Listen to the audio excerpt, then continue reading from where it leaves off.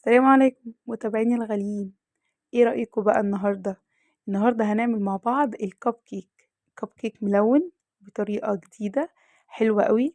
الكب كيك من الوصفات اللذيذة. شكلها حلو وطعمها احلى. دايما بتكون هشة من جوه. تحس كده انتي تاكلي الواحدة وعايز تاكلي تاني. بتعجب قوي الولاد بالذات. تعالي مع بعض النهارده نعمل 24 كب كيك باتنين بيضة وبس. طريقة سهلة بسيطة جدا، يلا بينا على طول نبتدي. انا هنا استخدمت 2 بيضة. طبعا زي ما قلت لكم احنا في الشتاء، فمحتاجة تكون دافية، فهحطها شوية حوالي 5 دقايق في مية دافية او مية سخنة، وبعدين انشفها واستخدمها على طول. هضيف عليهم كوباية سكر، وبعدين هضرب كويس. يبقى هضرب 2 بيضة مع كوباية سكر. انا هنا ممكن استخدم المضرب او الخلاط، وكمان الميكسر اليدوي هتطلع معاكي مظبوطة جدا. ان شاء الله زي ما وعدتك في القناة بتاعتي هتشوفي كل الوصفات مجربة مليون في المية. فخليكي واثقة من المقادير، واتفرجي على الفيديو لغاية الاخر، وان شاء الله الوصفة هتطلع معاكي تحفة. هنا بقى ضفت معلقة صغيرة فانيليا. هضيف كمان كوباية لبن سخن. هسخن اللبن وبعدين اضيفه. نراعي بس ان الكوباية اللي هنستخدمها في معيار المقادير كلها تبقى واحدة. ممكن كمان تستخدمي الكوبايات المعيارية، مفيش اي مشكلة. هنضرب بقى كويس جدا. زي ما قلتلك اللبن هيكون سخن مع استمرار الضرب. يعني متوقفيش المضرب او الخلاط لو انت هتستخدمي الخلاط، علشان درجة حرارة اللبن ما تأثرش على البيض.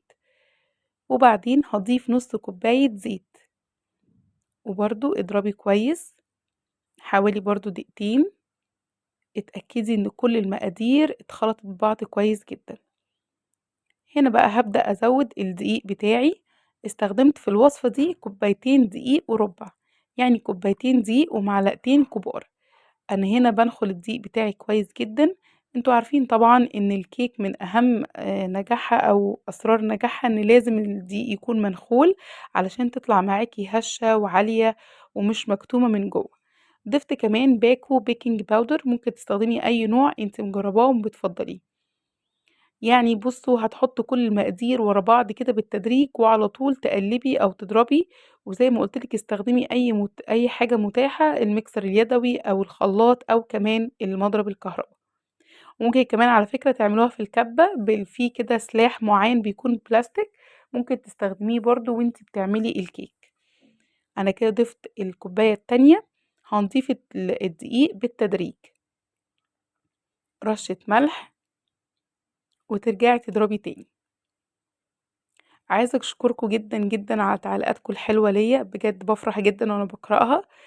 كلّها تشجيع وكلّها كلمات حلوة. أتمنى إن أنا أكون دايمًا عند حُسن ظنكم، وإن شاء الله تشوفوا في قناتي كل حاجة جديدة وكل حاجة حلوة وكل حاجة أكيدة. عارفين مشكلة السوشيال ميديا دلوقتي أو اليوتيوب أو أي موقع تاني، بتلاقوا إن الوصفات كتير جدًا متشابهة، وناس كتير بتجرّب حاجات وتطلع منهم مش مضبوطة، لإن غالبًا اللي بيقول الوصفة مش بيقول التريكات اللي بتخلّي الوصفة تنجح. يعني ممكن يقول المقادير مضبوطة، بس في حاجات بسيطة بتفرق جدًا في النتيجة النهائية. فإن شاء الله تابعيني دايمًا، واشتركي في قناتي وفعّلي الجرس، وإن شاء الله يوصلِك كل حاجة جديدة. عملت معاكم السويس رول الفيديو اللي فات، بجد تحفة جدًا وطعمه كان مميز جدًا. لو لسه ما عملتيهوش ارجعي للفيديو واتفرجي عليه هيعجبِك جدًا إن شاء الله. هنا خلاص أنا خلّصت الدقيق، ضفت كمان معلقة كبيرة خل. زي ما اتفقت معاكم قبل كده، الخل مع البيكنج باودر بيدّي react حلو جدًا، وبيخلّي لون الكيك نفسه فاتح وهش جدًا. اضربي بقى كده كويس. عايزة أقول لِك الحاجات البسيطة دي، يعني مثلًا بتلوّني، بتقدّمي كب كيك بدل ما كل شوية الكيك العادية، بتفرق جدًا مع الناس المحيطين بيكِ، بتدُل على الاهتمام. بتخلّيكِ تقدّمي الحاجة بشكل مختلف. اللي حواليكِ بيحسّوا فعلًا إن أنتِ مهتمة إن أنتِ تقدّمي لهم حاجة حلوة. والله وحتى وإحنا كمان، يعني المفروض إن إحنا برضه نهتم بنفسنا. حتى لو بتعملي الحاجة دي لنفسِك، من حين لآخر كده حاولي تغيّري، بتغيّري في شكل السفرة بتاعتِك، شكل الوصفات بتاعتِك. بتطلع حلوة قوي وبتطلع مختلفة وبتجذب اللي حواليكي اكتر. انا كده خلاص جهزت الخليط بتاعي. هبدأ هنا بقى، هجيب 4 أطباق علشان أقسمهم يعني بالتساوي على قد ما تقدري. بتحطي في كل طبق كده خليط. طبعا هنا أنا هقسمهم على حسب الألوان اللي عندي، فانت ممكن تستخدمي لونين بس مفيش أي مشكلة، أو لون وتخلي بقية الخليط أبيض، يبقى هيطلع لك اللون اللي انت اخترتيه، وكمان لون أبيض أو اللون بتاع الكيك الأصلي. أنا عايزة أقولك إن الولاد فرحوا جدا بيها. عارفة بقى تنفع قوي لو عندك مناسبة حلوة. لو عايزة مثلا، لو انتي متعودة انتي تقعدي مع ولادك يوم الخميس كده وتقدمي لهم حاجة حلوة، لو عندك ضيف، بجد شكلها تحفة. انا هنا استخدمت اللون الازرق. في برضو حاجة عايزة اقولها لكم، استخدموا الالوان الجل، بتبقى غالبا الوانها اغمق، يعني بتبقى واضحة. نقطة واحدة بس بتديكي اللون اللي انتي عايزاه، احسن كتير من الليكويد. فلما تيجي تشتري الوان اشتري دايما الجل، واحلى كمان من الباودر، لان الباودر بتبقى صعب جدا ان انتي بتخلطيها، بتاخد وقت. لكن الجل بصراحة في الالوان تحفة. انا هنا طبعا زودت نقطة نقطة، لان انتوا عارفين الالوان نقطة واحدة بس بتفرق، بتغير لون الخليط كله بنقطة واحدة. فانتي بلاش تضيفي الالوان مرة واحدة، ما تقوليش هحط معلقة وهتديكي اللون المظبوط، لا، الافضل ضيفي نقطة نقطة. شايفين اللون الاصفر تحفة بجد، وانا بعمل الكب كيك دي كنت بحس بالسعادة، بس ان انا شايفة الالوان دي قدامي بتحسي بالبهجة فعلا. ويا سلام بقى لو اولادك يشاركوكي بقى، يا سلام بالنسبة لهم دي حاجة كده جميلة. شايفين الاصفر ادى لون حلو قوي. وعلى فكرة انا دايما بشتري الحاجات الزيادة دي، زي مثلا الالوان، زي ورق الكب كيك. الحاجات الزيادة دي انا بشتريها دايما في مشترياتي بالتدريج. كان حد قريب مني نصحني قبل كده النصيحة دي، قال لي: ماي لما تيجي تشتري حاجات طلبات البيت، دايما اخطفي حاجة انت مش محتاجاها، بس حاجة تكون او انت هتحتاجيها فيما بعد، بس بتكون بسيطة. يعني مثلا انا عارفة انا بحب اعمل الكيكس، فممكن استخدم الوان، او مثلا تزيين مثلا بالوان. فكنت كل فترة كده اخطف لون. انت ممكن مثلا وانت بتشتري طلباتك اخطفي لون، هاتي لون كده معاكي، والمرة الجاية هاتي لون تاني. هتلاقي بعد وقت ان انت عندك كل الطلبات بتاعة الوصفة ما عدا حاجة بسيطة مثلا، علشان ما تحسيش ان انت كلفتي كتير مرة واحدة. كانت دايما برضو تقولي حتى وانت بتشتري الخضار يا مي، اشتري فوق الاحتياج بتاعك بنص كيلو، وارميه في الفريزر، يعني حطيه عندك في البيت. اكيد هتيجي في يوم مثلا ما عندكيش وقت تنزلي تشتري، اضطريتي ليه، فهتلاقيه موجود عندك في البيت. بجد فكرة حلوة قوي، ومن ساعة ما انا ماشية عليها الصراحة مريحيني في حاجات كتير. شايفين اللون الاحمر طلع لونه عامل ازاي؟ بالله عليكم، يعني هي بس اللقطة دي كفاية في الفيديو كله، الالوان رهيبة حلوة جدا. هنا بقى جبت ورق الكب كيك والصينية بتاعتي، وتبدأي بقى كده توزعي الورق. انا هنا كان عندي الحجم الكبير شوية، وكمان عندي الحجم ده. على فكرة العلبة دي فيها يعني عدد محترم من الورقة، هتكفيكي كذا مرة، ورخيصة جدا. هتبدأي بقى هنا تضيفي الخليط. هحط الأول الأخضر زي ما انت شايفة كده. حاولي بقى توصلي بالخليط كله لنص الكب كيك، يعني الخليط هيبقى واصل بس لنص الفورمة بتاعتك، ما تعليش عن كده علشان ما يفرش وما يبهدلش الدنيا. فلازم يكون الخليط بتاع الكيك واصل لنص القالب بتاع الكب كيك. فانا هنا هضيف يدوبك بس معلقة من كل لون، زي ما انت شايفة كده بستخدم معلقة صغيرة بمنتهى السهولة. بدأت كده باللون الأخضر، ظبطي بقى الورق بتاعك، متقلقيش هي كده كده هتتظبط لما بينزل الخليط كله. دخلت بقى كمان الأحمر. شايفة أنا بصب اللون التاني في النص بالظبط، علشان تطلع معاكي طبقات منفصلة وطبقات واضحة جدا من الألوان. حطي الخليط في النص بالظبط زي ما انت شايفة كده. اللون الأحمر هيزق اللون الأخضر وهياخد وضعه، ومش هيختلط معاه، يعني هتلاقي اللون الأخضر طالع أخضر والأحمر طالع أحمر زي ما انت شايفة كده. ظبطي برضو الورق. هنا بقى الاصفر، يا سيدي على الالوان. عارفة فكرتني بقى بايام زمان كده والكالرز. انا كده خلاص خلصت الاصفر كمان. اخر لون عندي هنا البلو. هحطه بقى كده في النص بالمعلقة بمنتهى السهولة. يعني بالظبط كده معلقة من كل خليط، شايفين؟ يعني يا دوبك نص الفورمة او 3/4 بالكتير. انا قلت لك ان هي تكفي معاكي 12 كب كيكس، بس انا يعني حبيت ان انا احط بقية الخليط في فورمة تانية يديني شكل تاني. وطلعت تحفة على فكرة، طلعت عاملة زي البركان بقى. تقسميها كده من النص بطبقات الالوان. كانت ما شاء الله، كانت رهيبة، كانت حلوة جدا. هضيف اللون اللي وراه زي ما قلت لك، بنضيفه في النص بالظبط، وهو لوحده هيزق اللون اللي تحت وهيديك الطبقات من غير ما تعملي اي حاجة.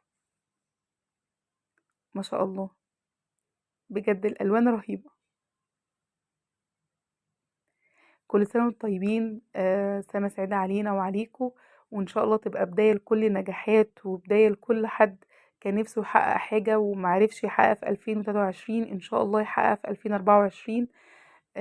نأمل إن هي تكون سنة سعيدة إن شاء الله، فيها استقرار، فيها نجاحات، فيها إنجازات. دايما البني آدم المفروض الإنسان يقعد مع نفسه قبل بداية كل سنة، ويفكر ايه اللي هو محققهوش السنة اللي فاتت والمفروض يشتغل عليه اكتر، علشان ان شاء الله بالسعي والاستمرار يحققه ان شاء الله في السنة اللي جاية. انا كده خلاص خلصت الكب كيك.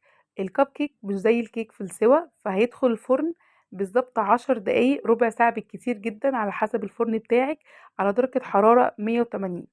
هيطلع معاكي زي ما انت شايفة كده روعة. هنا بقى هبدأ بالتزيين.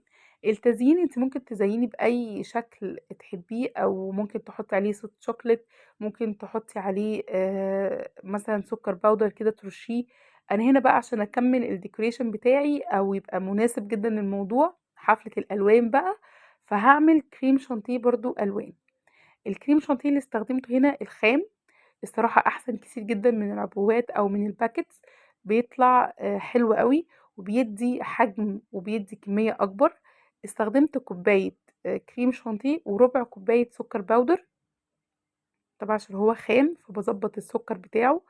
بضيف عليهم كوباية مية ساقعة، بس بشيل منها حوالي معلقتين، ومية ساقعة يعني فيها قطع تلج. ده مهم جدا تبقي عارفة كده. الكريم شانتيه عشان يطلع معاكي متماسك لازم تضيفي عليه مية متلجة فيها قطع تلج، او لبن. طبعا ممكن تستخدمي اللبن او المية. قلبي بقى كده كويس وتأكدي ان الكريم شانتيه كله بيتضرب معاكي. وطبعا نقطة مهمة جدا، لازم تضربي على اعلى سرعة في المضرب. هتلاقيه ما شاء الله بقى كده في خلال حوالي 3 دقايق بالكتير هيتماسك جدا معاكي.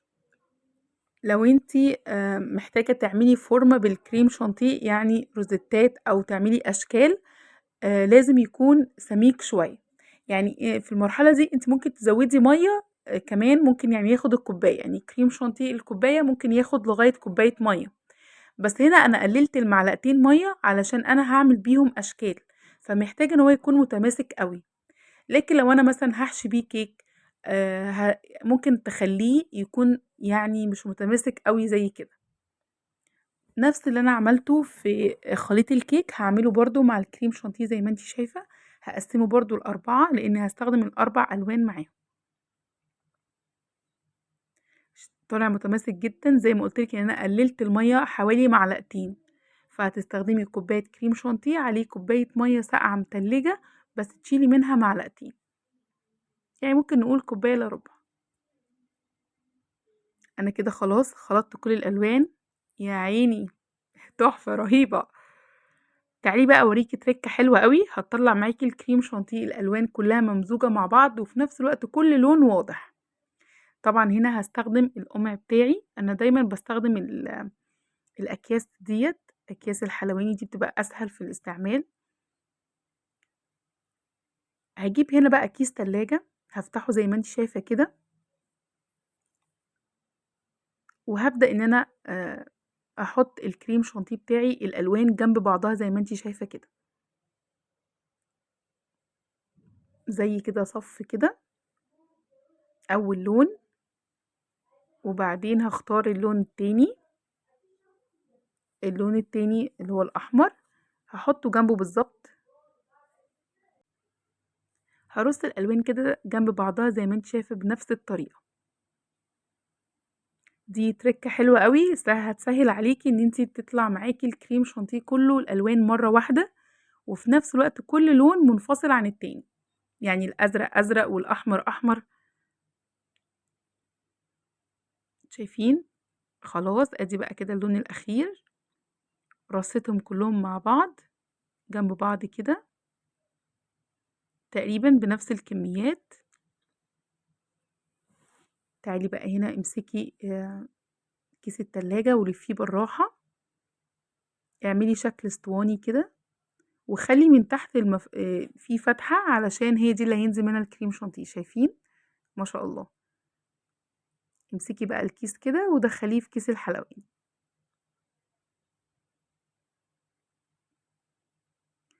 هتضغطي بقى بالراحة كده من فوق، هيبدأ إن هو ينزل، وخلّي بالِك وأنتِ بتعملي الفتحة بتاعة القمع اعمليها صغيّرة علشان ما يُقعش منِّك من ضغط اللي أنتِ هتعمليه على الكيس من فوق. كده هو جاهز معايا، ويالّا بينا بقى لأمتع لحظة وهي تجهيز أو تزيين الcupcake كيك. شايفين الألوان ما شاء الله. كده خلاص هو بِرِد طبعًا، سِبته حوالي ربع ساعة أو أكتر.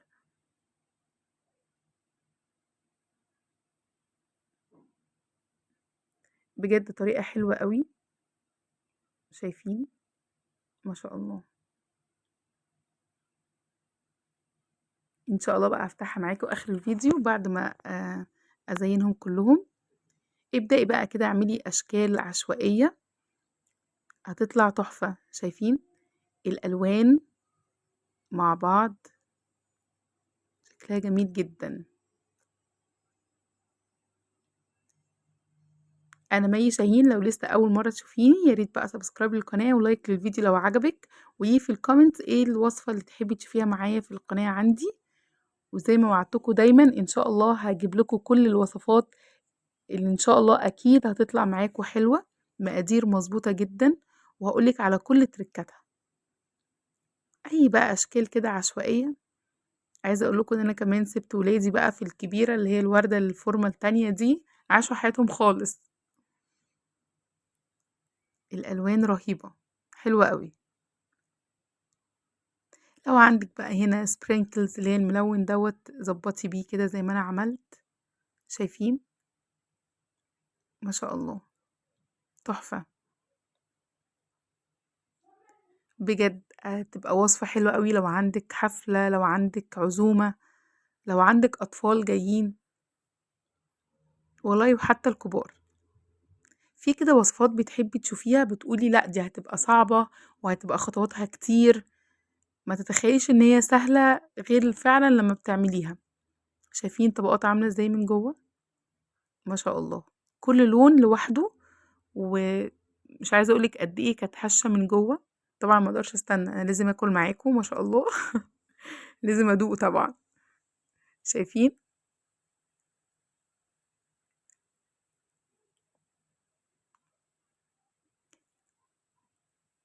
ما تنسيش بقى لايك كتير للفيديو، وجربي الوصفة وقولي لي إيه رأيِك في الكومنتس، وأشوفكم على خير.